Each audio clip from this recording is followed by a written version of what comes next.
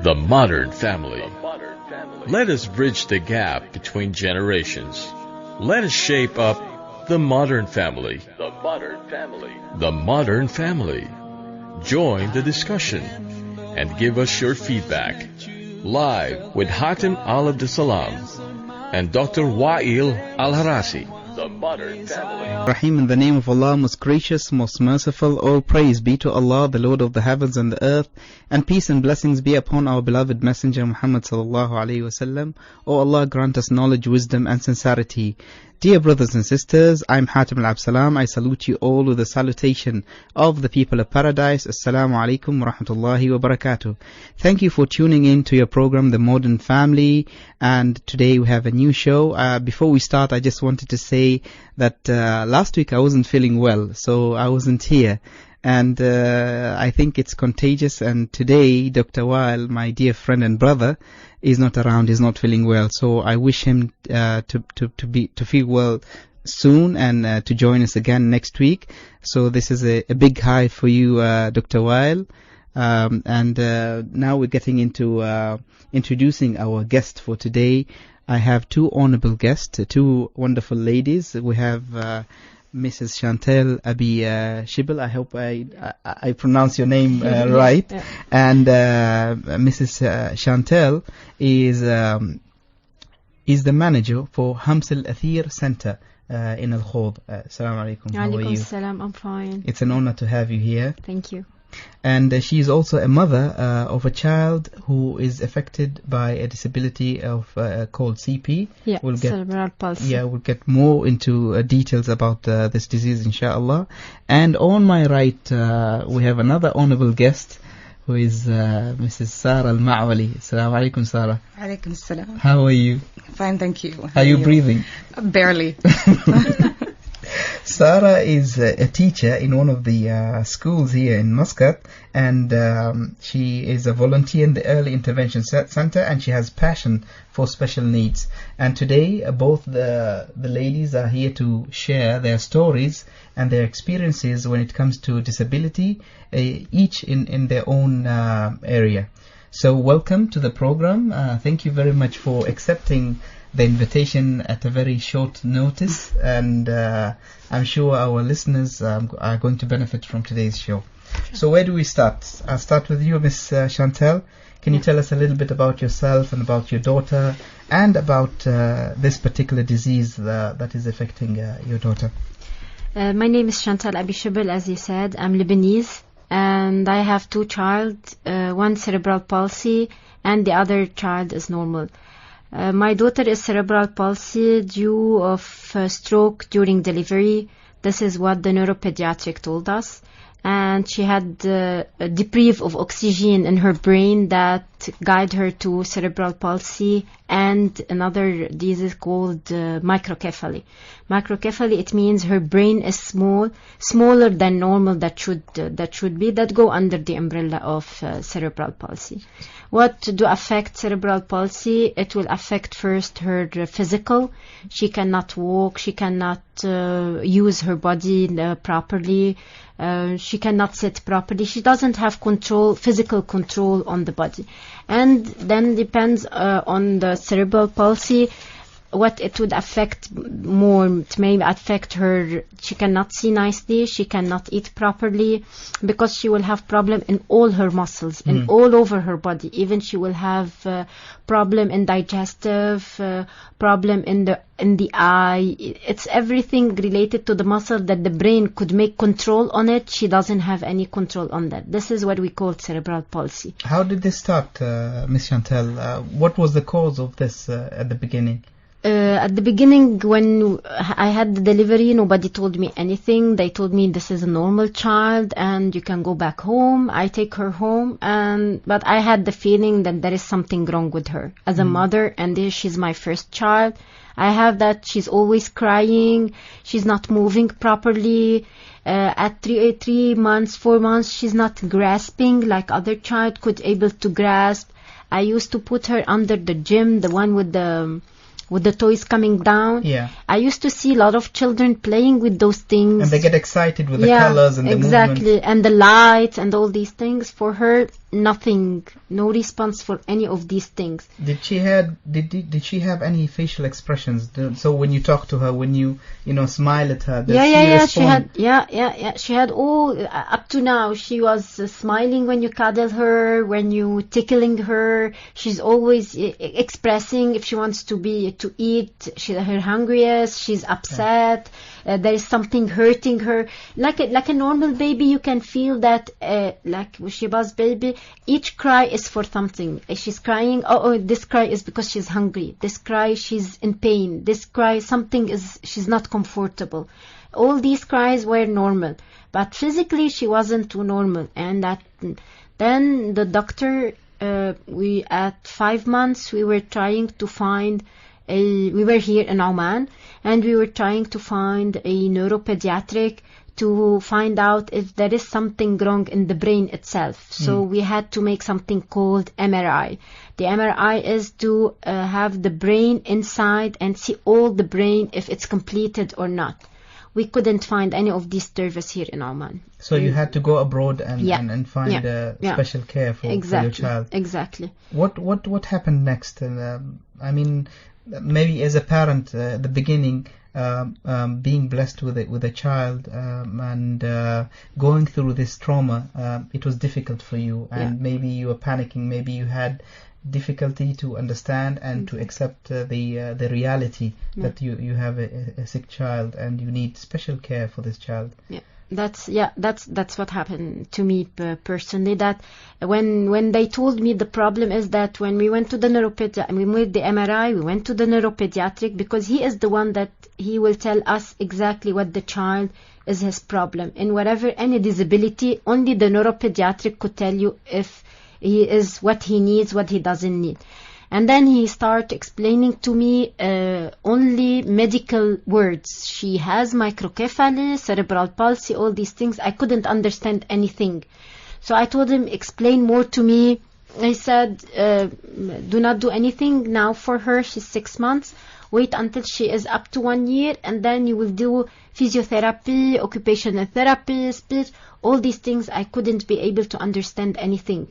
I think we need to elaborate more on this point. I'll get back to you, inshallah, after coming to Sarah. Sarah, how are you?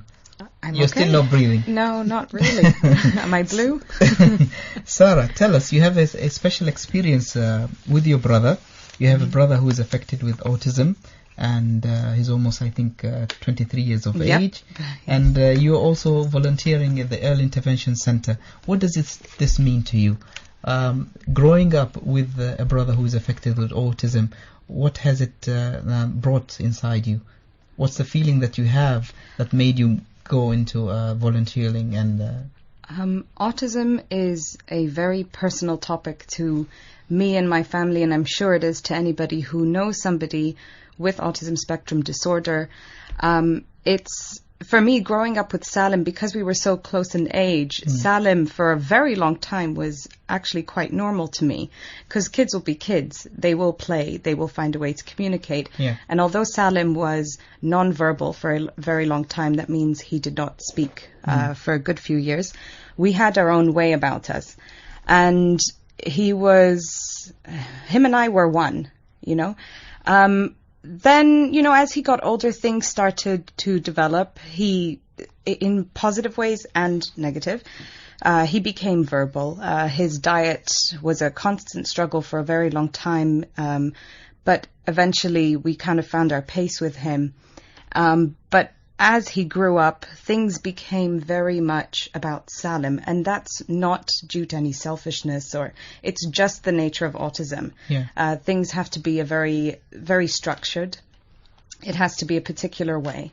And it just he became very self-centered, and I mean that with the biggest love in my heart. I don't mean that in a negative way.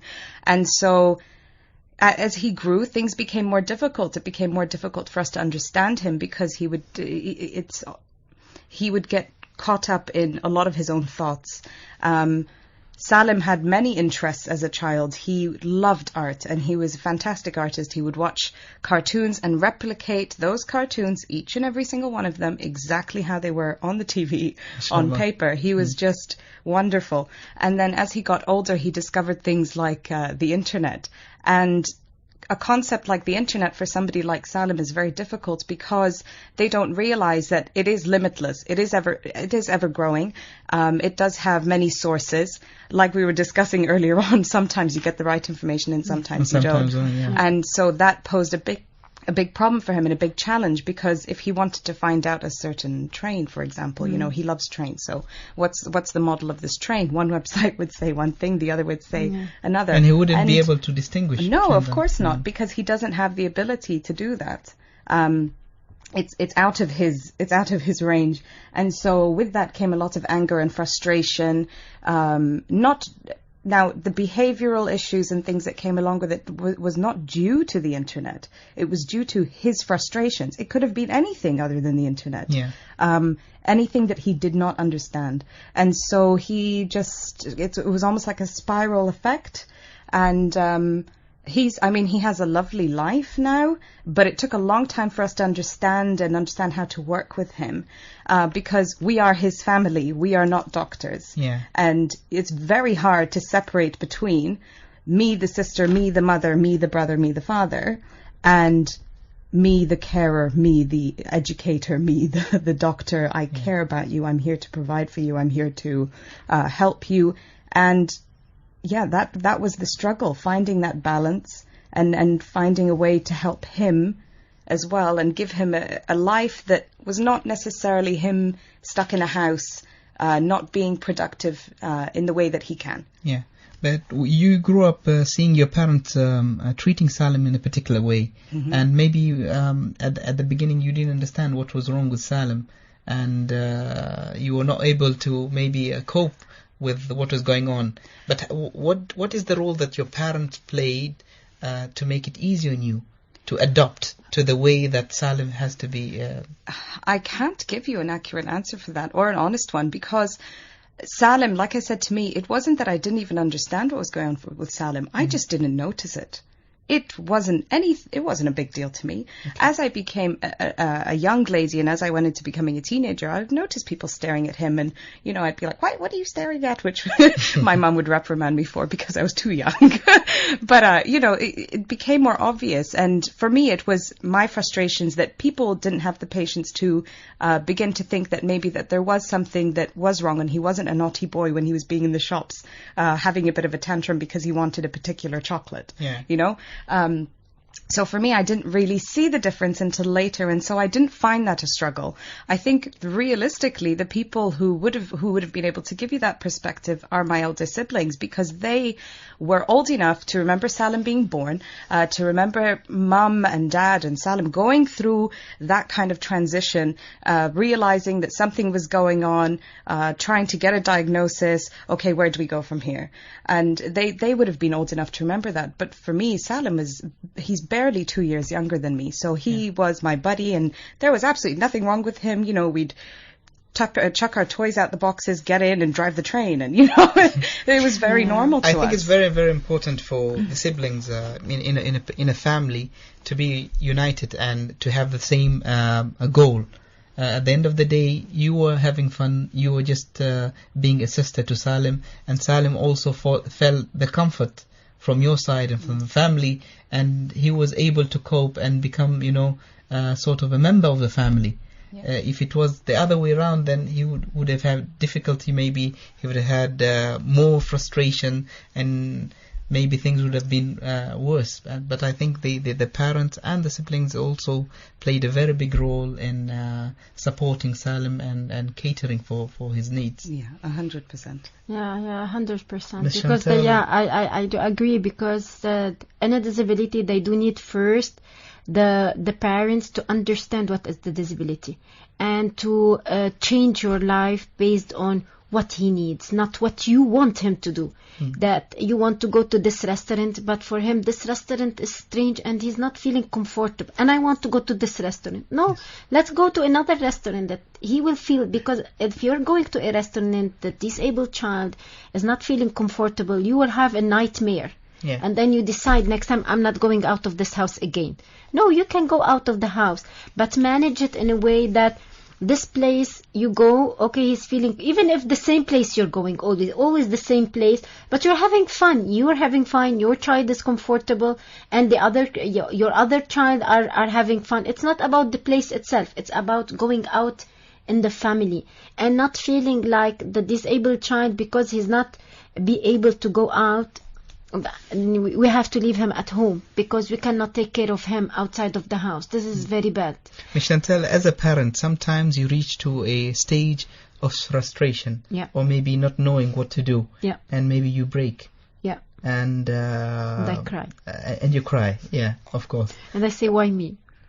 So tell us a little bit about that, because I'm sure there are parents out there who are going through the same thing, and maybe they did not have the resources, they did not have the right people to tell them what to do, or maybe they did not have the enough knowledge about that particular symptom or disease, and it was just a life full of frustration. And I even heard that some couples ended up in divorce because of this frustration, not because they did not love each other, but it's just because that pressure was too much for them to take, and they just broke down.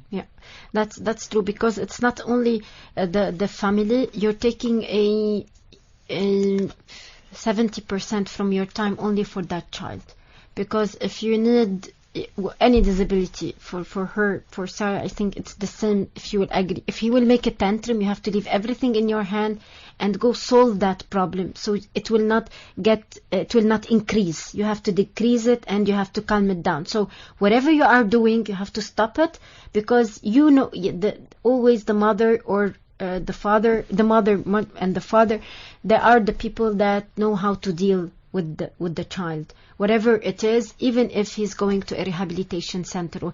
But the mother always knows the keys of every child. Even maybe she knows that if she will cuddle him, okay, he's fine. If she will kiss his hand, he's fine. She will massage him like this, he will calm down. So it's and and if you will think what he needs to get better, the parents, they do not know. It's something new. For me it was something new. I learned about cerebral palsy, and I got shocked, because they have deformation in their body. They cannot talk. They have G-tubes that they cannot feed themselves. They have G-tube, you feed by sin. So I said, but my daughter is not like that. She is much better. She's normal. She doesn't have any deformities. I passed through a year that she was refusing to taking any kind of fluids. She doesn't want fluid. I don't want fluid, any kind of fluid. And I said, this girl, she gonna die if she will continue doing like that. So what I did, I didn't put my support on any other body. I said, I am the one that was going to handle all these issues. But until I reached that point, I went to a psychologist. I couldn't manage it by myself. This is important, Mrs. Chantal, that also you share other members of the family the responsibility of taking care of the child, because each human being has a certain extent of accepting the facts and their responsibility. And one way or another, sometimes the pressure is too much for one person to take. And also what helped me, it was my husband. He was and he's still up to date. He is a very big supporter, very big, very, for him, my daughter is priority for everything. Priority. You're struggling in money, we cannot pay anything. We pay Tina therapy first. We pay my daughter therapy first, and then we will see what we're gonna do with the others. My in-laws, my parents, everybody were supporting that this is a blossom from God, and you have to handle it, and you can handle it. If you're not strong enough, God would never give you something like that. Yes. And so but at the beginning you will say, okay, it's just only a few years and it will be fine. No, it's a long life term. It's start, the diagnosis, whatever it is in disability, it will continue until we pass out. Sarah, you would agree also the support of the family plays a big role. But 100%. I think it's, when you say support, it's not just taking responsibility of a child or an adult, because they do grow. Yeah. It's making sure that there's an environment where you feel that you are supported as a member of that family with this person. Yeah. But also, more importantly, it's establishing a common understanding. What is there wrong with that person? What are, like you said, the keys to, for example, calming them down? What necessarily triggers outbursts from them? What do they enjoy? What don't they like? And it's just making sure that you understand that person, but also setting your prejudice aside, because everyone's entitled to their opinions, everyone's entitled to their frustrations with the matter, but when it comes down to it, you are responsible for that person. And if you don't have a common understanding about them, you're only going to end up pulling and pushing, and it is going to ultimately affect the people around that person. And you are their world. So you need to have a common understanding, because if you break down, that person does not have an advocate, does not have somebody to speak on behalf of them. And it's very lonely, even though we can't maybe understand how they would feel lonely, because we don't understand their emotions. It can be very lonely for them. And it's key, making sure that you all have an understanding. And even the most educated people can have a prejudice towards people with special needs, but it's making sure that we educate them in how we deal with them, regardless of what your opinion is on the matter. And this happens within families as well. It's not always the outsiders judging you.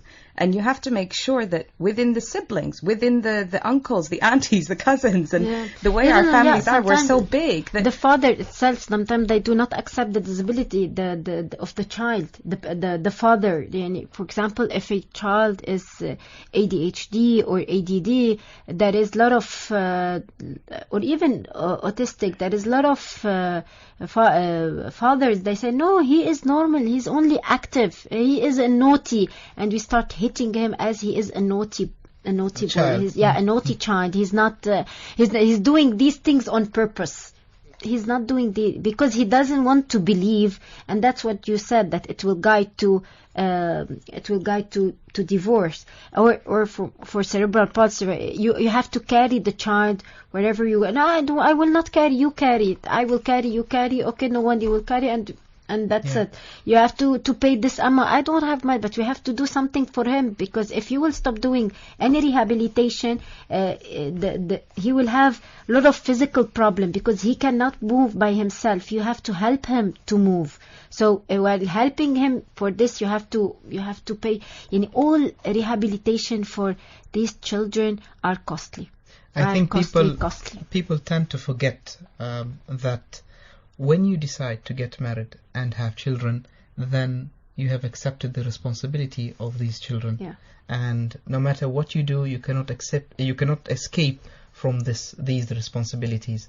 You are there to make your child have a comfortable life, a normal life like everybody else, and do whatever is there in your means to provide them with the best care that they deserve. Yeah. And we also would like to urge the community also to support people and families with children with special needs, because the community also plays a big role. Yeah. The child would want to go outside and play. If the neighbors are not accepting, the children of the neighbors are not playing with your child, are not feeling that the child is welcomed in the neighborhood, the schools are not providing the special facilities for these particular children, then it's a dilemma for the family and for the child as well. Sarah, you have interest in children with difficulty in learning, and you have quite a number of them. I don't remember them. So maybe you can tell us, how did you get into this interest, and what made you choose this particular field in disability? It's funny. I'll say that the field chose me. My mum will say that I was meant to choose the field. But basically, I hope she's listening. Yeah, I really hope she is, because that's the first and last time I'm admitting it. And she can call also and confirm. You Don't can say that. You can call us. Whoever wants to call and share their thoughts or join the discussion, you can call us on 24602058, 24602058. Are you wanted to say something? Break. Okay, we'll have a short break. The Modern Family. The Modern Family.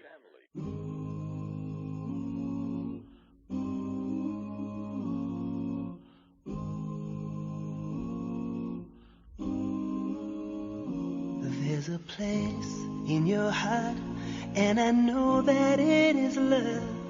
And this place could be much brighter than tomorrow. And if you really try, you'll find there's no need to cry. In this place, you'll feel there's no hurt or sorrow. There are ways to get there. If you care enough for the living, make a little space to make a better place. Heal the world, make it a better place for you and for me and the entire human race. There are people dying. If you care enough for the living, make a better place for you and for me. Yeah. If you want to know why, there's a love that cannot lie. Love is strong, it only cares for joyful giving. If we try, we shall see. In this bliss we cannot feel. Fear or dread, we stop existing and start living. Then it feels that always love's enough for us growing. So make a better world. Make a better world. Heal the world. Make it a better place for you and for me and the entire human race. There are people dying. If you care enough for the living, make a better place for you and for me. And the dream we were conceived in will reveal a joyful face. And the world we once believed in will shine again in grace. Then why do we keep strangling life while this earth crucifies its soul? Though it's plain to see this world is heavenly, be God's glow. We could fly so high, let our spirits never die. In my heart, I feel you are all my brothers.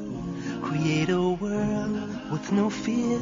Together we'll cry happy tears. See the nations turn their swords into plowshares.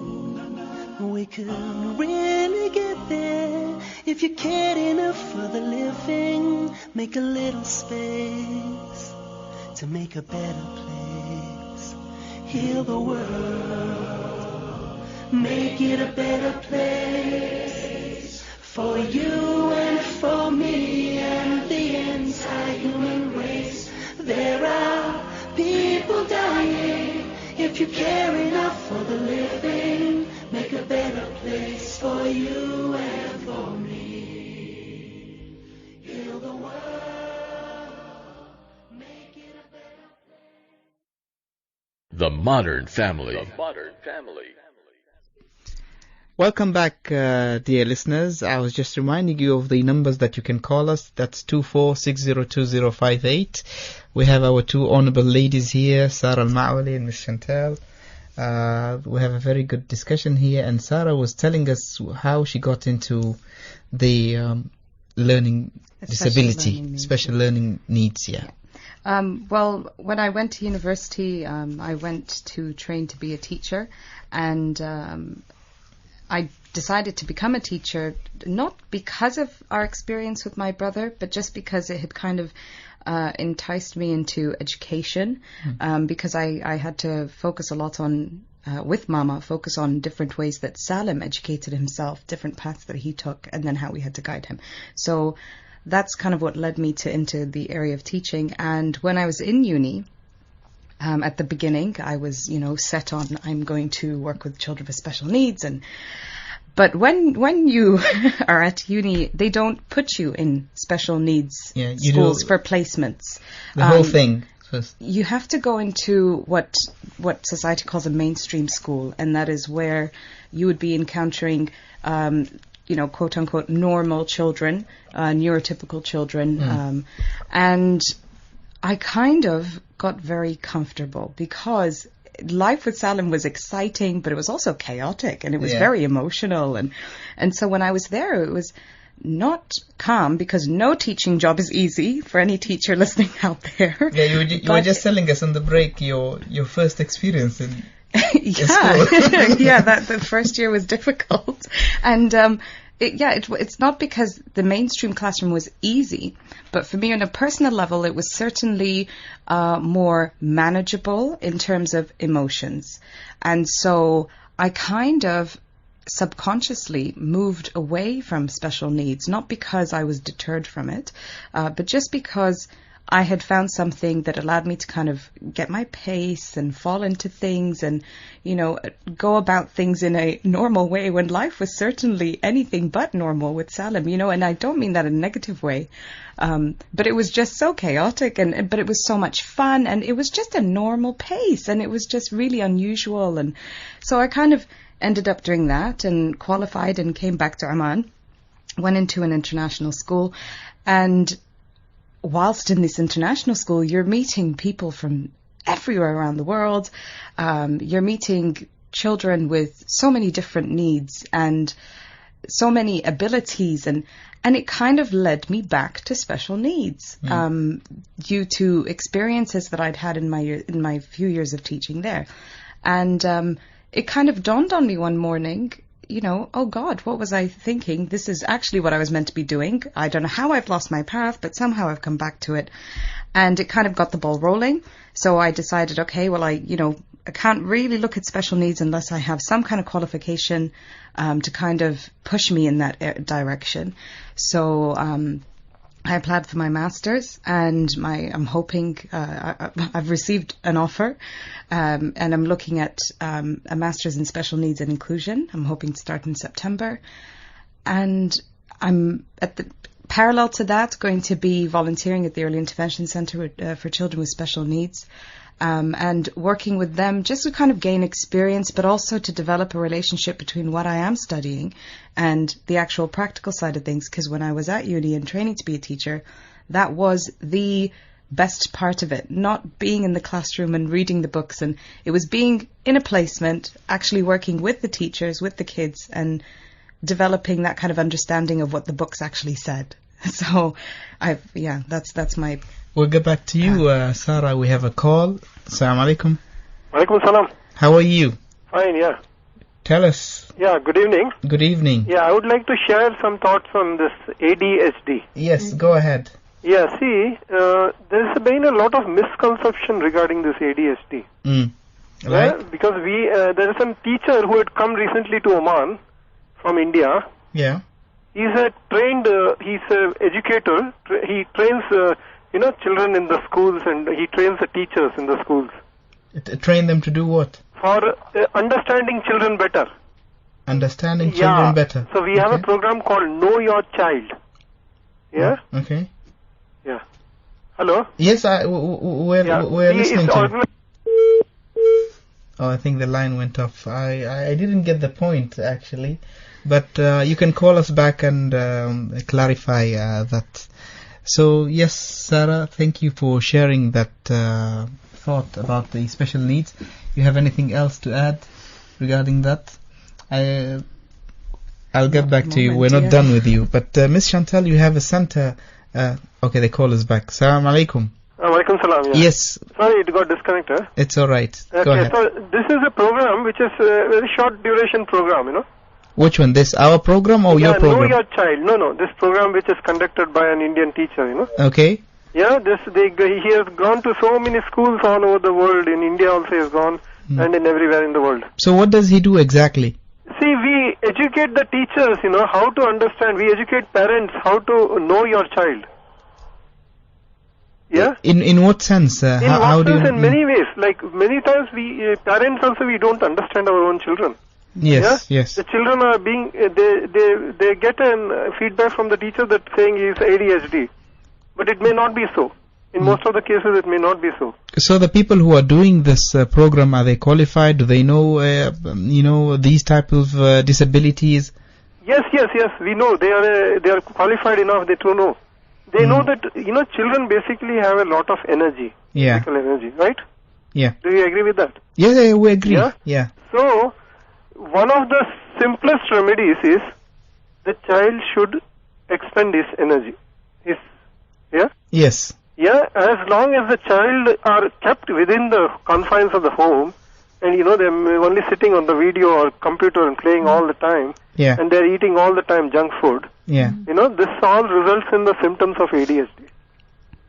I think what you're trying to say, and I do agree with you, is that children require a certain amount of activity a day in order to spend that energy. I agree. But also, with knowing your child, it's also knowing when some things are going too far and some things are exactly where they need to be. And you're right, it is totally about knowing your child, but also keeping a constant line of communication open with your teacher, because you and the teacher are there to ultimately raise that child together, and it's making sure that you're both aware of any situations or lack of situations, and keeping that communication open in order to benefit your child. Yeah, that's right. Okay. So we have teachers, trained so many teachers here in Oman. So you've started this program in Oman and you've trained a few teachers? No, we are not. We have been trained by the teacher who had come recently to Oman. Yeah. Okay, so you're planning to implement this in Oman? You're planning to implement this in Oman? Yes. We are planning to now, slowly start approaching schools, and we'll. Why don't you work hand in hand with the Early Intervention Center as a start, and maybe from there you can, because their center is more specialized into. Can I give you my email address? Can you send it to me? You want my email? No, okay, fine. Your email, what is it? Okay, then our producer will give you all the details that you want. Okay, thank you very much. Can I leave my number? Yes, you leave it with the producer. Thank you very much for calling. Thank you so much. Thank you very much. Bye bye. Okay, we're back to our topic. Ms. Chantal, you have a special center I work that in you a run. special center. I don't have a special center. You're managing that center. Yeah, I'm managing the center. Hams Al-Athir. Yeah. Hams Al-Athir, can you tell us a little bit more about that center, what it does, and what services are provided for the public? Yeah, I'm working for I'm the center manager. My daughter is the inspiration, because I believe that if you work properly with any special needs child, he can reach the limit that he can. We cannot push them to do what we want, as I already said, but in his disability, he can reach a higher point that could be manage his life in his own way. So what we're doing in the center, we provide all rehabilitation rehabilitation services that a disabled child needs. We have occupational therapy, we have physiotherapy. What is physio, what is occupational, all these details we cannot give it, but those services are needed for a special needs. We have speech and language pathologists, we have psychologists, we have special education, we have horse riding therapy. This is what we're providing in the center. And it depends on each child disability, what he needs, and what services could be provided to him. We do assessment for the child to know which level he is for the time being, and work on the weak point to let it be to strengthen the weak point, the weaknesses that we have, and to let it be more helpful for himself and for the community. When do you start enrolling children into your program? What age? We start from 3 years up to 20 years, and we try from starting from 14 or 15 years, because educational, they cannot reach a higher point. They have a limit for educational, and we have to believe on that. We cannot say that I have my child to be well educated. He cannot be well educated, but he can learn something that he likes. Maybe he is into drawing, maybe, as Sarah already said, for her brother. Maybe he is into making jewelry, or making crafts, or even cooking, or the computer. You can teach them that there is some kids that are brilliant in computer, brilliant in numbers, but it doesn't mean if he's brilliant in numbers that he is able to understand math. This is totally different, and I think Sarah do agree with me. It doesn't mean he knows letters that he can join them into a sentence. Exactly, maybe word, but he is not able to join them into a sentence. There is a lot of difference between all these things, and sometimes the lack of knowledge in the parents, they do not understand that this is a difference. If I work with a child that she already said he was nonverbal for years. He is nonverbal for years. I'm working with him. He has to, and I remember one time one neuropediatric told me that the child brain is like a sponge. You put water inside the sponge, and one time the sponge is full and the water starts to fall from the sponge. This is the same as the child brain. You start put the information. Do not wait anything to get out. When the child is ready to start taking it out, it will taking the things out. But when he is not ready, maybe he will never take them out. That's why it's unexpected from them what they will give you in return. What you have to do is to work with them. That's why sometimes it's frustrating for parents, because they said, now 5 years I'm working with him, 5 years, and he is not able to say a single word. We can, if we can go inside the brain and tell the brain what to do, our lives will be more easier. This is where I wanted to ask you, what are the services provided for parents as well? So now you told us about the service provided for the child. But what about the parents? Most of the time when they're confused and they don't know what to do, the child would be spending a few hours in the center, but when they go back home, does the parent know, they know how to treat They have to, because child? It's not only a center work. It's as she already said, it's a combination between the center, the special educator or any specialist, and the parents. If he's spending 4 hours or 5 hours or even 6 hours in my center, he will spend more at home. So they have to understand what is going on over there and practice it at home. That's why we have a daily communication between both of us, telling them that you're gonna do this and that and that. That's what accomplished over there. You have to do the same at home. So this is, but for sure there is a lot of parents, they are not educated, and there is parents, they cannot read or they cannot write, and whatever you explain to them, they cannot. It's out of their hands. That's why we will find over there the cases are more severe than the other parents that they are able.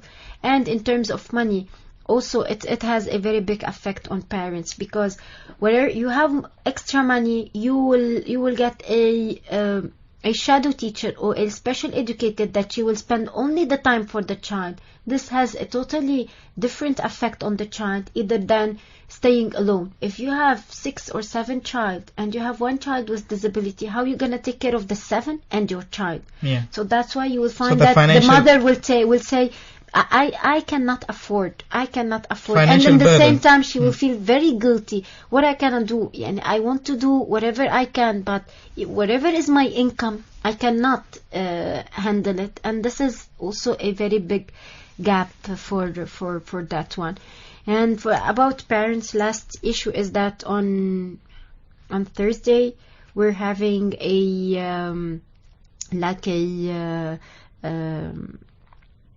A workshop or something? Yeah, workshop. It's like a workshop. It's a workshop it's only for parents to explain them how to work with their child at home. Especially now we're coming for Ramadan, and after that it's August, so there are a lot of parents that are not going to bring their child, even normal child or disabled. It's for both, because it's going to talk a little bit about how do I educate my child while playing, how do I try to make eye contact with my child while I'm playing, how do I train my child for potty training, that this is a very big problem that every single mom will face it. Ms. Chantal, give us the details of the venue and when the workshop is going to be held, so that our listeners would take note of the dates. The dates is on Thursday, 19th of June at Omantel Mawaleh, the main Omantel building in Mawaleh. Okay. And it will start at 9 o'clock in the morning up to 2 o'clock in the afternoon. So it's just for one day? It's just for one day, yeah. Okay. Just for one day. Okay, interesting. Sarah, we're back to you. Mm-hmm. Are you still awake? Yes, of course. Okay, Sarah, we want to talk a little bit about the facilities provided by the government agencies or the medical agencies, schools, community, whatever support that we can get. How was it with Salim?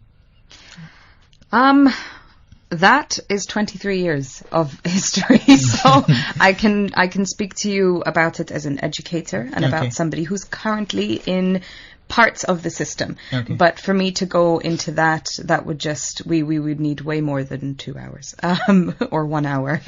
But the first thing that I need to highlight is that regardless of whatever service is available, communication. Always communicate with the specialist, always communicate with the class teacher, always communicate with anybody who's involved in the care of your child, and not necessarily just the education of your child. Like you said, sometimes education is a far reach for kids with multiple severe disabilities. So first thing, communication. Don't leave it up to somebody else. Don't think that, this person's here to fix my child, and, you leave them there for a couple of hours. That's not the case. You totally rely on them. Yeah, I know it must be very frustrating, and people must feel like, I found the answer. Yeah. But you are the answer. Anybody involved in the care of that person is the answer. So that's the first thing, regardless of any facility, because you could have a high-tech building with all the therapists in the world, all the best teachers, and it will not work if you are not involved. Okay, so parents need to be in the middle of this. They need to get involved. They need to get in touch with the people who are helping your child. You are the key, because like Chantal said, you know your child. The second, back to your question in terms of what facilities are there. That's a huge question itself, because when you're looking at people with special needs, you are going from people with multiple severe disabilities to those with speech and language, to those with autism spectrum disorder. And there's just such a big range. And you're looking at dyslexia as well. All of this falls under the umbrella of somebody with a special need, because they require something maybe extra or something else to help them achieve perhaps what you and I can achieve, and in some cases what they can achieve to their level. If you're looking at schools, that's my area, and that's only because I am a teacher. And for me, I feel like we do have a very good education system that's been established. We are less than 50 years old. There's still so much more for us to understand and discover and try to model curriculums on and so on. There's just so much to get done. But we are not yet focusing as a country on something that is snowballing. And that is the area of special needs. We need to start implementing systems, and I'm not just talking government schools, I'm talking private schools, I'm talking international schools, I'm talking little schools, big schools, black, white, purple with yellow polka dot schools, all schools need to have some kind of inclusion policy. Now, that's not to say that every child can go to a mainstream school, because that in itself can be very damaging to the child and to the family as well. But it's to kind of give a guideline to parents when they're approaching the school as to what they can offer for their child with their current resources. Yeah. It's making sure that if you are going to accept children with special needs into a school, that there are several special needs teachers if you have a big school. One in every grade, ideally, but, we all know that ideals are very hard to achieve because of finances. It comes back to that, doesn't it? Mm.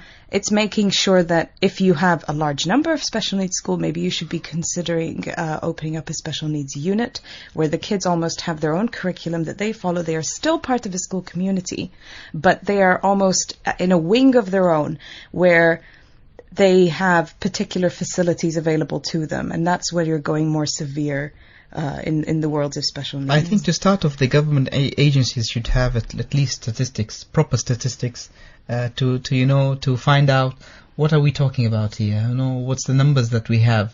Is there a sufficient number to open a proper facility for these children? And if we don't have the numbers, what about the few that we have?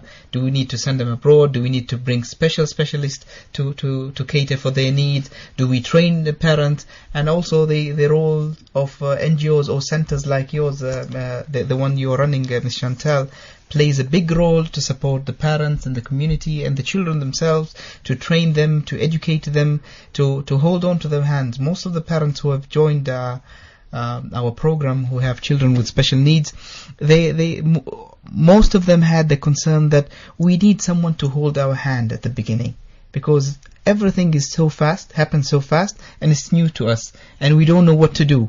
We don't know how to start. We don't know whether our children need physiotherapy or speech therapy, whether they need special treatment, whether they need special food. If they don't react to the normal way, how do we treat them? All these things, you need someone to guide you, to hold your hand. Otherwise, very simply, you'll either choose to ignore your children and keep them in isolation, or you'll just break and you'll just you won't do anything about it. So I think we owe our children more than that, and we need to take into account. And also, this is a message, a clear message to the government authorities, that they should take this matter into consideration. They should, at least have statistics. They should go and visit the families and see what sort of support, especially that Ms. Chantal spoke about financial burden. Financial burden is a big challenge for most of the families with children with special needs. So at least support them in one way or another. At least train them, guide them. Bring down any. One of the parents was telling us here that he was blessed with a daughter who was deaf. And he was working in one of the European companies. He was sent for a cross-posting, and he enrolled his daughter in a government school. And in that particular school, they did not have someone specialized for deaf children. And they hired someone from the United States to come all over to that country in Europe just to cater the needs of this child. And he said, because of that tutor, my child was better and was able to develop and learn, and now she's in college. So things like that, I think there are areas of lacking, or I think government agencies are not really doing enough to support families. So we urge all government agencies to support these families. We know you're trying so hard, and you've been trying so hard, but I think you can do more. If you both agree with me. I think it's also really important to highlight here, and this is for everyone to kind of understand, is that at the end of the day, if people don't understand what special needs is, I'm not saying everybody has to be an expert, but if people don't understand what special needs are, if people don't understand what they should be looking for in the development of their child from birth, the milestones, then they won't actually understand what it is. A, they're not going to look for help. B, until it's too late. C. And so that's when the problem becomes very severe. So I think the key here is to educate, to communicate, and to share our knowledge, because realistically, you can't expect facilities to be available when we as a community don't understand what we're up against, and because we don't understand, we don't accept. And it also goes back to stigma. People are too scared to communicate about these things, and that kind of identifies faulty statistics. If people don't want to say, actually, I've got a child, when the census guy comes around, I've got a kid hiding in the bedroom, and that, I've hidden them, and that child is this. The statistics are going to be skewed.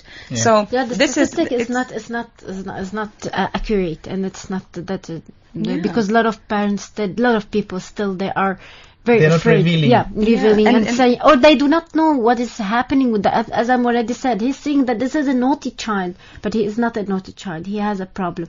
In a lot of time, when I was younger, I used to listen to the teacher telling why you are stupid. You're not writing in the proper way. When I grew up and I went through the special needs, and I remember, and then I found out that guy has dyslexia. This is dyslexia. It's pure dyslexia. But how we do know, even ourselves when we were smaller, we're not even guided that you have to take care of the special needs. You have to respect them. Yeah. You have to, if you have a child that has any problem and you will bring him to a normal school, you will see all the normal parents, they will remove their child. No, I don't want to leave him here to connect with this child. No, but if you will teach your child, and if you teach the brother or the sister to learn in a proper way with that child, it would be different, because he will teach the cousin, and the cousin the friend, and this is a circle. I think we're having a very interesting discussion. We're running out of time, unfortunately. I wished if we had more time to discuss more issues regarding children with disability or special needs. But I thank you both for sparing your valuable time to come here and share your experiences. This is very courageous from you. Any last words? We start with you, Sarah. Any last words? Just thank you for having us, and thank you. It's been first experience for me, and very nerve-wracking in the beginning, but I see what you mean now, Chantal. You get used to it. Any last words? Thank you so much for having us, and have a nice evening. Thank you so much. Thank you. My last words for today, I would like to encourage the local community and centers like the one both of you belong to, that to come together and have big events where you host all these parents, and at least first connect with all of them, get to know these people, and help them out in any issues, or share your experiences with them. For sure it will make a difference in their lives and the lives of their children. Thank you very much, Sarah Al-Ma'wali and Mrs. Chantal. Thank you very much for being with us. Thank you to our listeners who have tuned in today and called us, and a big hi to my brother Dr. Wa'il, and I hope you feel well soon, and see you next week inshallah. Dear listeners, I'm your host Hatem Al-Absalam. I'm signing off for today. Assalamu alaikum wa rahmatullahi wa barakatuh.